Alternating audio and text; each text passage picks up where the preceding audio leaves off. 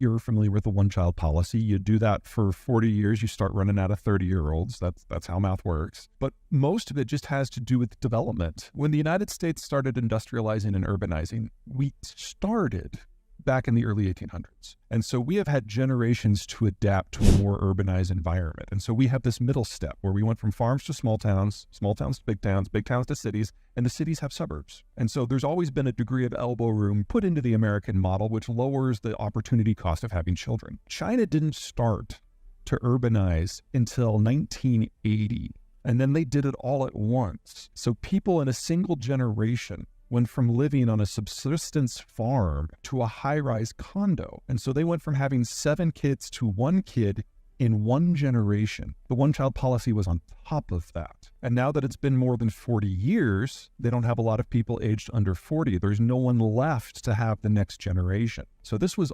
always going to be the last generation for the People's Republic. It was always going to be a 2-generation experience total. But it's happened so fast that we don't even have an economic theory developed. Humankind does not have an economic theory for what would allow the Chinese economy to function in 2030. It's that far gone. In the United States, we are a large population, 330 million. In order to round out our younger age groups, we really need to bring in about 2 to 4 million immigrants a year. And we're well under that right now, and that is something that will come back to bite us again and again and again in the decades to come. But we're also a settler society. None of us are actually from here. And so the United States is capable politically of sustaining large volumes of immigration for an extended period of time. Just now is not one of those moments. Immigration can be part of our solution. There's a lot of complications in that conversation politically, logistically. That's a different conversation we can get into if you want to. But the United States is the largest economy in the world with the greatest upward mobility from people from the lower classes to the higher classes. And the attractiveness of that system, especially since it's mostly free, is robust. And you're right that when we do decide to have an open immigration system, we usually have no problem drawing in people. And that's before you consider what's about to happen to the wider world, where the delta between the U.S. and everyone else is going to be huge. The United States has over 300 million people. The Chinese have about 1.3 billion. So to move the needle, you don't just need to bring in 3 times as many people. You need to bring in 10 times as many people under age 40. It's not clear that there are enough people that are potentially migrant to salvage just China, assuming no one else moves anywhere else. The United States has has developed an interesting reputation of late of being a little bit racist, with white people being a little sketchy. But in China, which is 90% Han Chinese, they are blindingly racist to anyone who is not Han. And to think that there are going to be incentives that will draw people, especially in numbers, to the PRC is ridiculous, even before you consider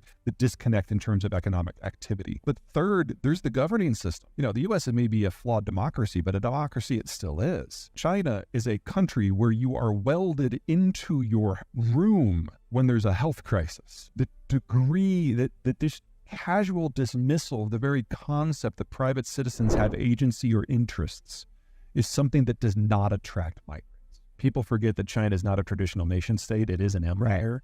And they have expanded out and conquered other groups. And you do get migrant from those poorer minorities into the urban centers.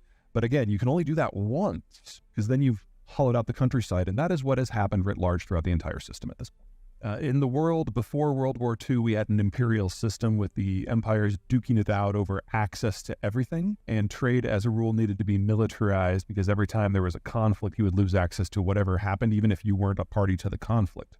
Shipping would be a target. So at the end of World War II, the Americans, who had the only Navy left in the game, said that they would put their Navy at the service of the global commons so that anyone could trade with anyone, anywhere, at any time, and access any market. And we came to know this as free trade and globalization. Now, there are 2 big implications from that. The first is that we were no longer in a world where if you wanted to be successful, you had to have iron ore and coal and steel and food. You only need one of them now, and you could trade for the other 3, and everyone started to industrialize together, starting from different points and moving at different speeds, but we all got on this path that we are all now very familiar with.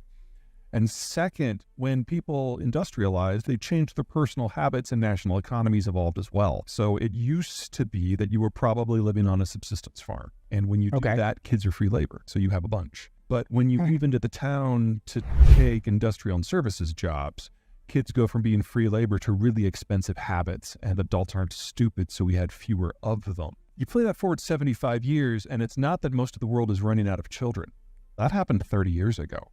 It's that now the world has run out of working age adults and we're starting to run out of mature adults. Everyone's moving into mass retirement. So from a strategic point of view, globalization was based on America's commitment to the Cold War, which is long since over. And economically, the industrialization experience, the urbanization experience, has been about this bulge moving through the population structure that started with children, then turned into 20 and 30 somethings that was consumption heavy, then turned into 40 and 50 somethings, which were capital heavy, people saving for retirement, and now they're all moving into retirement. So the whole process has already played out. And under globalization, first with a lot of workers, then with a lot of capital, we got the technological explosions that we know. But these were all nothing more than a moment in time, a moment that lasted 75 years, but It's now over. And so we now have to go back to what we had before World War II, but without people. The key thing to keep in mind for shipping, let me throw it into three general categories. Number one, 80% of the stuff that enables people to grow food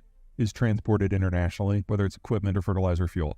Only 20% of food is traded internationally, but 80% you need the inputs to grow it in the first place.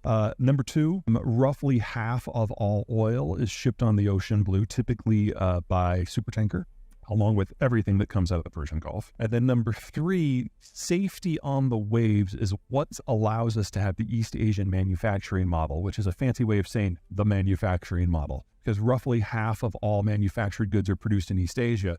And you will get components coming from Thailand versus Indonesia versus China versus Korea versus Japan. But the key thing to remember is less than 1% of that shipping happens on land. Japan is an island. Most of the Southeast Asian countries are either islands or peninsulas, and they're ringed by mountains. So physical connections independent of maritime trade in Asia almost don't happen at all. How this happens on a decade's time scale, how the 2020s were always the decade that was always going to break down in. But events in just the last couple of months are speeding this up. A lot of this is probably going to be front loaded. So think of what just happened in the first week of December.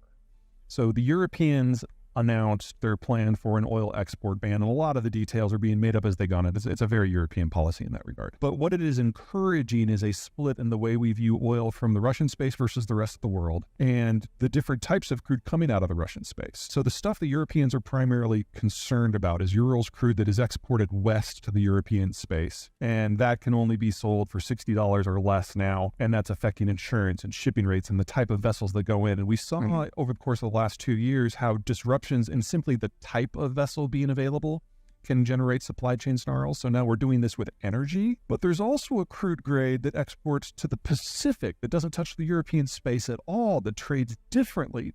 We now, just in the Russian space, have two fundamentally different markets, not just for pricing, but for physical accessibility, for the ability to get ships and insurance to allow it to move. One of the reasons why the world has been so stable since 1945 is there's been one oil price. Now, it's modified by the length of the journey or the quality of the crude, but there's one oil price and everything is safe. The Europeans have now created a system where a lot of countries in Europe are now going to have a vested interest in interfering with Russian exports west. That's one pricing margin. That's one security paradigm. That's one insurance policy system. But then in the East, where the Europeans are not the players, it's a different crude grade at a different price point using different insurance systems by different countries. We have split the oil market now into at least three pieces, two Russian, one everything else, which means now countries no longer have a vested interest in making sure the oil flows everywhere all the time because we're not all in this together anymore.